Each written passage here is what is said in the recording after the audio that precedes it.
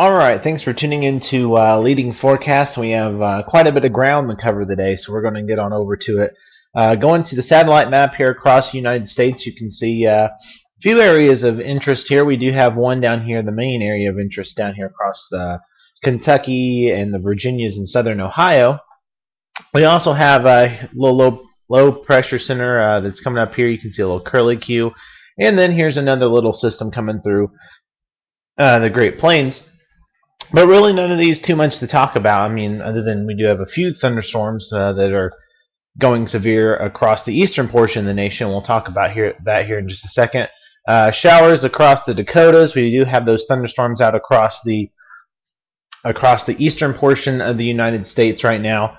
And going on over to the watches and warnings map, excessive heat index or excessive heat warnings out across quite a large swath still. You know, it's been a very, very hot summer, and I think we're still going to have to deal with the heat for a little while longer. So keep getting breaks. You know, we have seen breaks across, up here now, but it still feels hot. You know, we step outside and it still feels like it's, 96, 100 degrees. But I guess it's better than 115 or 120.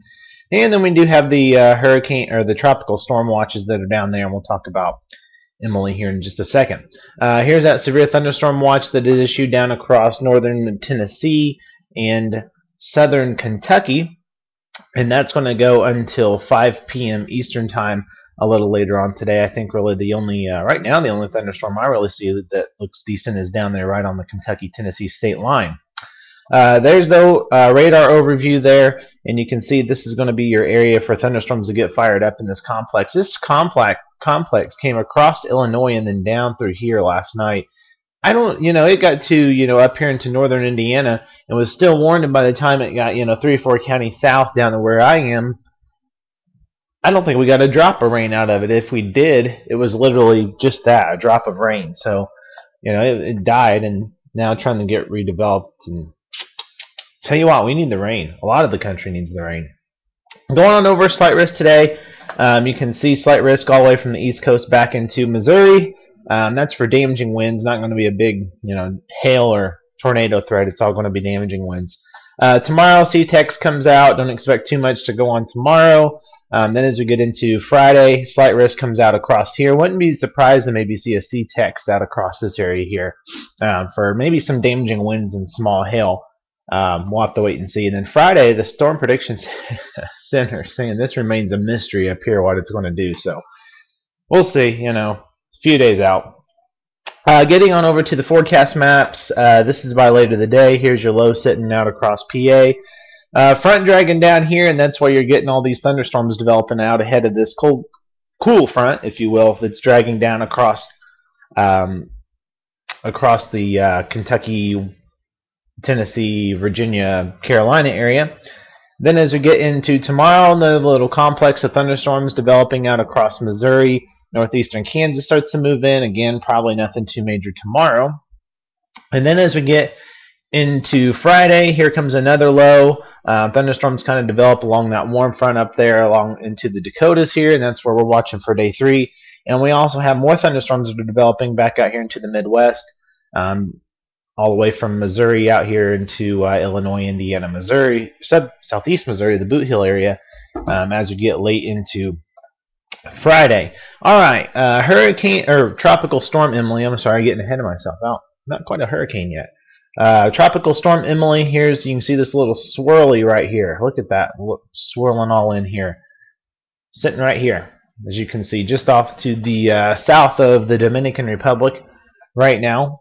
Winds are sustained at 50 miles per hour. We do have gusts of 65 miles per hour. Movement is east at 49 miles per hour right now. Here's the cone. Here's the cone map, and you can see, this thing's been everywhere over the past couple of days. It was coming out here and going up through here, and then it came out here and went, out this way, and now they finally pulled it back to the west, which is where I think it needs to be. So right now, here's the current watches warnings. The southern Bahamas here under tropical storm watches, and then Dominican Republic, the southern edge of Cuba under, as well as some of the Bahamas, I guess, under a tropical storm warning here. I tell you what, Haiti and the Dominican Republic are going to get dumped on from this storm. This thing's going to go right over the top of them. They're going to get some pretty torrential rainfall, I think, over the next few days. Forecast models. Here's the maps. See if we can zoom in on them a little bit, not be so far out. Can't see it, but the hurricane is a little down here. And you can see this thing brings it all the way out here and all the way back through here. And, you know, who knows? Who knows where this thing will end up? You know, we still got the big high pressure system that's out in the Atlantic going to help guide it. And, you know, some of these models saying it'll barely be a tropical storm, you know, if it comes close to land. And some of them showing it could be a category 2 or 3 hurricane when it comes close or makes landfall. So, you know, it's going to be interesting. I mean, it's all going to depend. You know, if it comes out here and takes this trek over the Bahamas, it's going to have at least some land and shallower water to encounter. But if it kind of cuts up through here, you're not going to have as much land and you're going to have a little bit deeper water, which could help provide some more juice for Emily to strengthen. So, you know, a lot of different scenarios still playing out. Yesterday, I almost dismissed this storm and said it was a joke and then it was never going to happen. Then I get up today and it's better organized and there's actually looks like a decent center of low pressure and the models are going crazy with it. So, anyways, who knows what will happen. So we'll keep you updated on Tropical Storm Emily as we go throughout the next, you know, several days. And that's all I have for now. Till next time, I'm Swift Lead forecaster Joseph Cooper. You can view this on swiftchaseteam.com or thedailyforecast.net. Have a great week.